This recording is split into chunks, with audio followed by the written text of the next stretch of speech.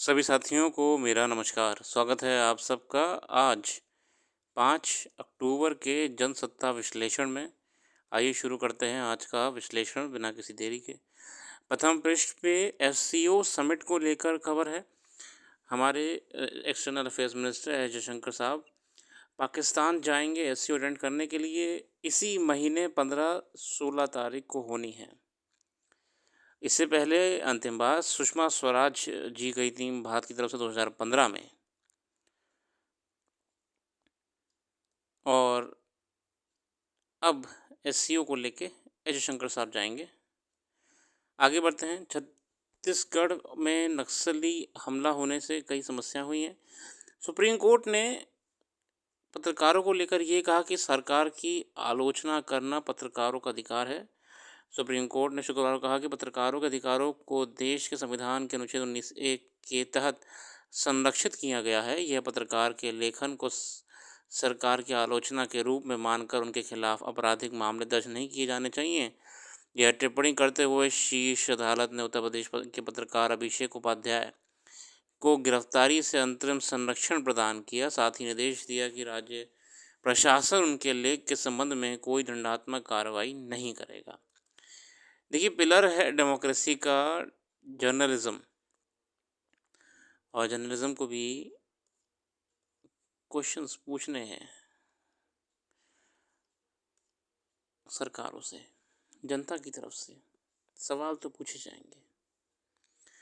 प्रथम लेख है आज का, वास्तविक के बरकस आभासी दुनिया।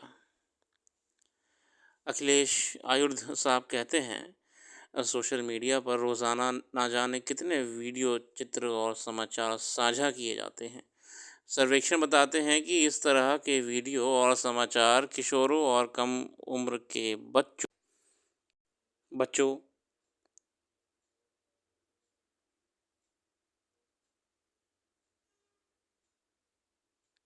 ऑडियो चेक, ऑडियो आ रही है, में आत्महत्या, हिंसा, यौन अपराध और संवेदनहीनता पैदा करने में अहम भूमिका निभाते हैं।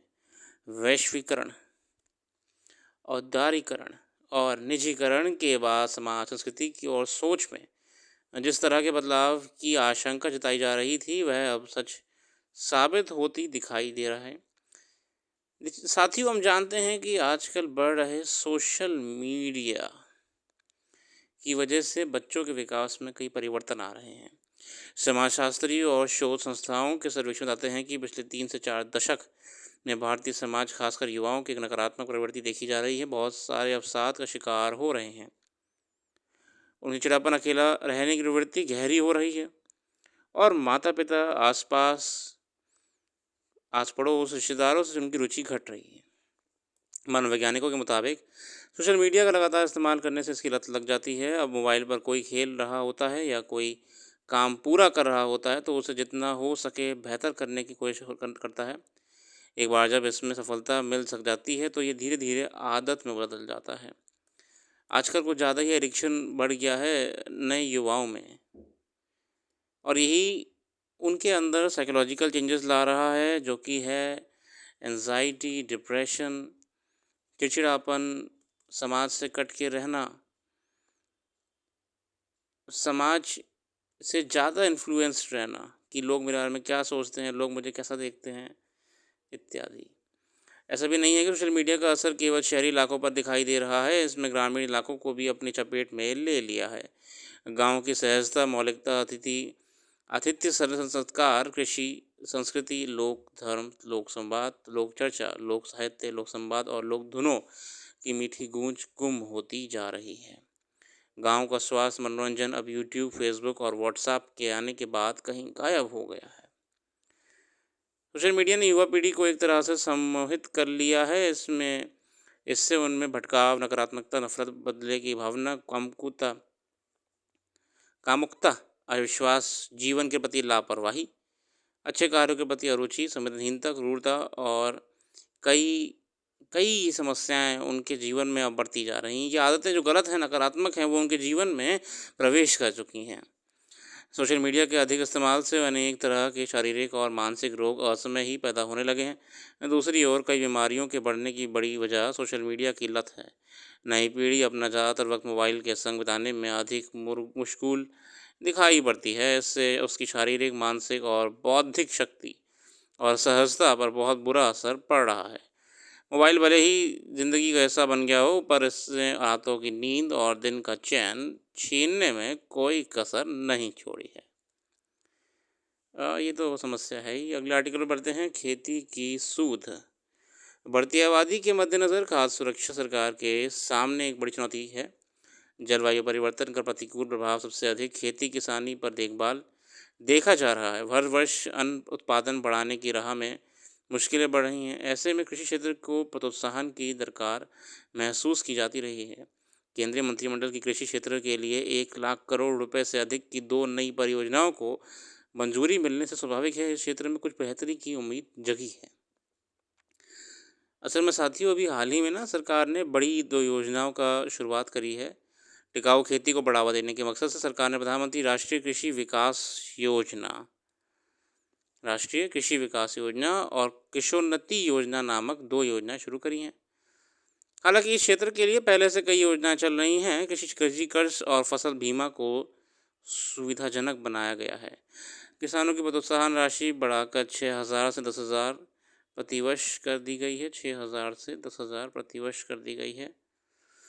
इनके बीच 2 नई योजनाएं शुरू होने से खेती किसानी में कुछ बेहतरी की संभावना बन सकती है। सरकार ने इस वर्ष किसानों की आमदनी दुगनी करने का वादा किया था। वह वादा पूरा तो नहीं हो पाया, पर कुछ तरक्की के संकेत जरूर मिले हैं। देखना है नई योजनाएं इस वादे को पूरा करने पर कितना और कहां तक मददगार साबित होंगी। देखिए, एग्रीकल्चर वेलफेयर के लिए तो गवर्नमेंट ध्यान देती है, क्योंकि उससे पूरा समाज का और फूड सिक्योरिटी का देश की लिंक्ड होता है। आगे बढ़ते हैं। किसान लगातार मांग करते हैं कि स्वामीनाथन आयोग की सिफारिशों को लागू किया जाए, न्यूनतम समर्थन मूल्य की कानूनी गारंटी दी जाए और इसके दायरे में और फसलों को लाया जाए। इस मांग को लेकर किसान लंबे समय तक आंदोलन भी कर चुके हैं, मगर जो सरकार का रुख सकारात्मक नहीं देखा गया। सरकार कृषि को व्यवसाय का दर्जा देने की बात सैद्धांतिक रूप से तो करती है, मगर व्यवहारिक स्तर पर उसकी कृषि नीतियाँ प्रश्न के दायरे में बनी रही हैं। दरअसल किसानों की समस्या तुरंत उपायों से दूर नहीं होने वाली। टिकाऊ कृषि के लिए व्यापक स्तर पर और व्यवहारिक उपाय करने की ज़रूरत है। इसके लिए उत्पादन, भंडारण, विपणन और खेती किसानी को हर पहलू पर भरोसेमंद कदम उठाने होंगे। बहुत बढ़िया लेख। अगला आर्टिकल है, बेखौफ अपराधी। ये आर्टिकल आए दिन कुछ ना कुछ मनचले करते रहते हैं, उसको हाईलाइट करते हुए हम इसमें नहीं जाएंगे, क्योंकि पुलिस प्रशासन अपना काम बेहतरी से निभा ही रहा है और उन सबको कंट्रोल करने में सकारात्मक दिख रहा है। अगला आर्टिकल है, मॉस्को में रूस के राष्ट्रपति व्लादिमीर पुतिन सुरक्षा परिषद की बैठक का संबोधित करते हुए।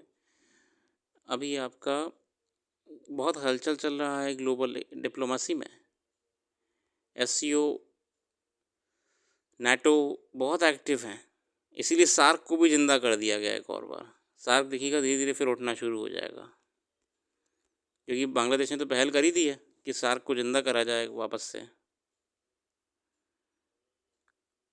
इसी के साथ आज के लिए इस क्विक एनालिसिस में इतना ही रखते हैं।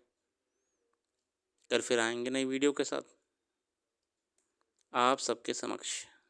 धन्यवाद।